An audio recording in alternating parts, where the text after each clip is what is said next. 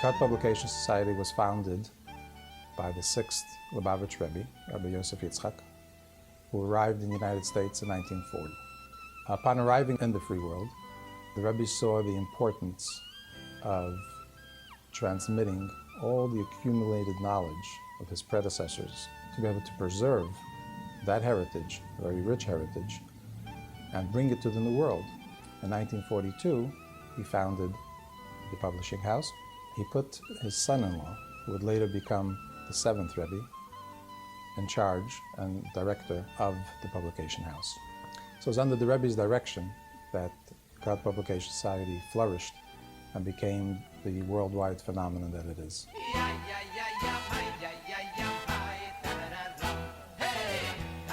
The Rebbe was a repository of all the writings of his predecessors, going back 8 generations. And then when the persecution of the Jews took hold, first in Russia, then by the Nazis, he had to do a lot of traveling, trying to escape the onslaught. And as a result of that, a significant portion of the library, including the precious manuscripts, many precious manuscripts were lost. Crates of manuscripts were lost, until we received a mysterious collection of microfilms, and we looked at the microfilms under a microfilm reading machine. We realized immediately that these were a part of the long-lost manuscripts belonging to the Chabad community. And we immediately set out to find out where they got them from, and we traced it to the Jewish Institute in Warsaw in Poland. And it was about December of 1977 that we received the shipment of whatever they had in the library that rightfully belonged to Chabad.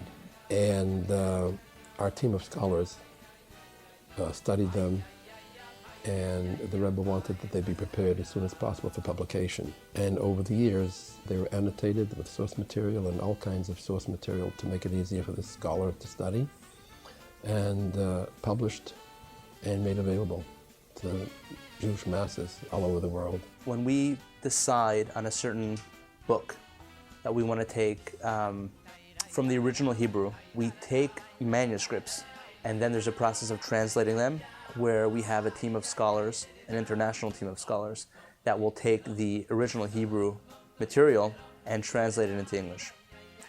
And then after that, there's an extensive editorial process where that translation is edited, as well as copious footnotes are added that explain the text. Then after that, there is the stage of typesetting and layout, where the actual Hebrew and English text, as well as the footnotes, are all laid out and typeset in a very aesthetically appealing manner. And then you have the graphic design of the cover, where that's, again, designing a book cover that's appealing. And then finally, production, printing, and publishing them in a way that it will reach a very wide audience. Our readership has the variety of human nature. We have books for children from when they're born, practically, from toddler age through childhood, adolescence, and beyond. And there are books on Hasidic literature, and there are books that are halachic texts, Jewish law. There are books that are stories for teenagers, or stories for pre-adolescent people. The Rebbe set in motion the Chabad Research Center, which also did the translation of all these materials into the languages spoken by the people today. In the United States, it was in English, but we publish in some 12 languages, maybe 15 languages, and that's our goal, to be able to provide good reading material for children, adults, and whatever's in between.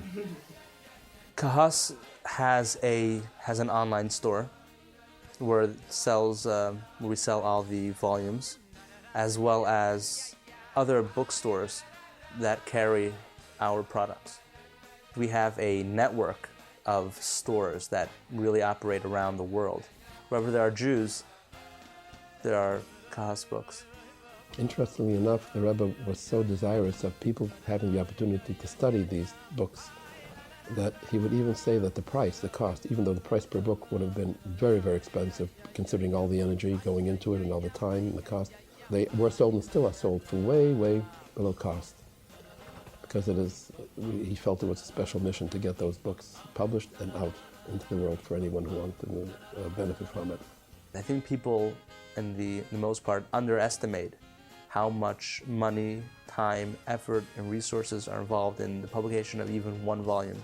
And these are the type of books that, without the work that we're doing, they would remain inaccessible to the masses, and people would not be able to have these books otherwise. Sages tell us that when someone studies the printed work of a departed righteous person, that person's soul on high evokes mercy upon the person who made that possible. And it is with the generosity of people of this nature that we could publish and continue to publish these books. When you realize that a book that a person will make possible to be published, you never know how widely disseminated that book is going to be, who's going to see it, what the impressions will be on those who study it and the readers. It's in all cases beneficial, and it's all traceable back to that person's vision.